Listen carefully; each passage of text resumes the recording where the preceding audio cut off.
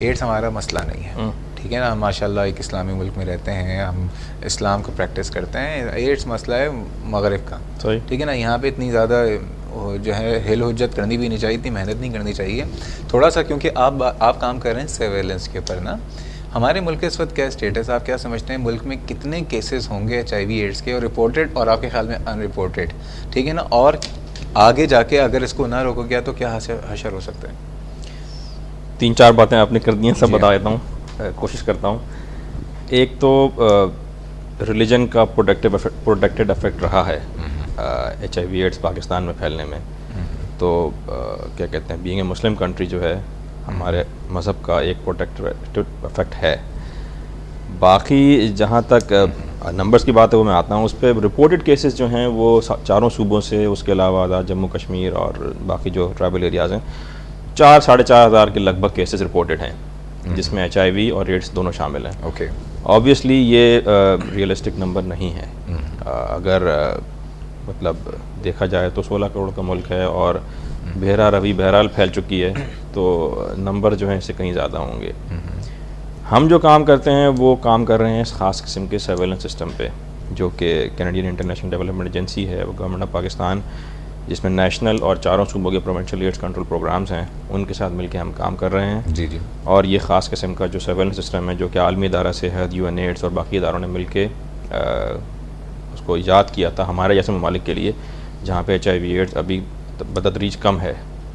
तो इसमें हम काम करते हैं ख़ास किस्म के हाई रिस्क ग्रुप्स के साथ, और जो मखसूस हाई रिस्क ग्रुप्स हैं जिनके साथ हम काम कर रहे हैं उनमें शामिल हैं female sex workers, male sex workers या हिजड़ा सेक्स वर्कर्स, और उसके अलावा इंजेक्शन ड्रग यूज़र्स, जो मनशियात के आदी अफराद। हाँ, एक तो ड्रग यूज़र्स हैं और जो कि सिगरेट के ज़रिए नशा करते हैं या पन्नी या इनहेलेशन के करते हैं। दूसरे जो हैं वो इंजेक्शंस के ज़रिए नशा करते हैं, सिरिंजों के ज़रिए नशा करते हैं। एक आम आदमी की मैं चाहता हूँ ज़रा समझ में। ज़रूर ज़रूर ज़रूर।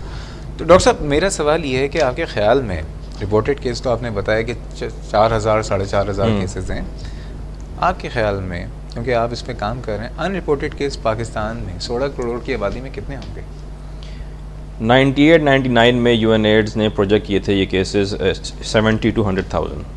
उसके बाद से इस फिगर को दोबारा एड्रेस नहीं किया गया। 98-99 यानी उसके बाद से लेकर 10 बरस हो गए हैं और इस फिगर को दोबारा एड्रेस नहीं किया गया। तो आप एक मोहतात अंदाजे के मुताबिक समझें डबल तो हो सकते हैं, यानी अबाउट 2 लाख के करीब जो हैं केस इस वक्त एक्सपेक्टेड हैं कि अनरिपोर्टेड हों, अनरिपोर्टेड केसेस। अच्छा, अगर हम इंडिया की बात करें, आई डोंट नो कि आपको वहाँ का पता है, वहाँ पे इस वक्त रिपोर्टेड केस कितने हैं इंडिया में। एक तो इंडिया के साथ कुछ जाती ये हुई है कि बहुत ज़्यादा उसको प्रोजेक्शन मिली है कि हद से ज़्यादा केसेस रिपोर्टेड हैं वहाँ पे। प्रॉब्लम है उनकी कुछ स्टेट्स जो हैं वहाँ पे इवन एपिडेमिक जो है वो जनरलाइज क्या कहते हैं एपिडेमिक के लेवल तक पहुँच चुका है, मगर उन्होंने अपने नंबर्स रीएड्रेस किए हैं और वो ये रिपोर्ट मतलब वो कहते ये हैं कि हमारे नंबर्स जितने दुनिया में बताए गए हैं, दुनिया जहाँ में उससे कम है।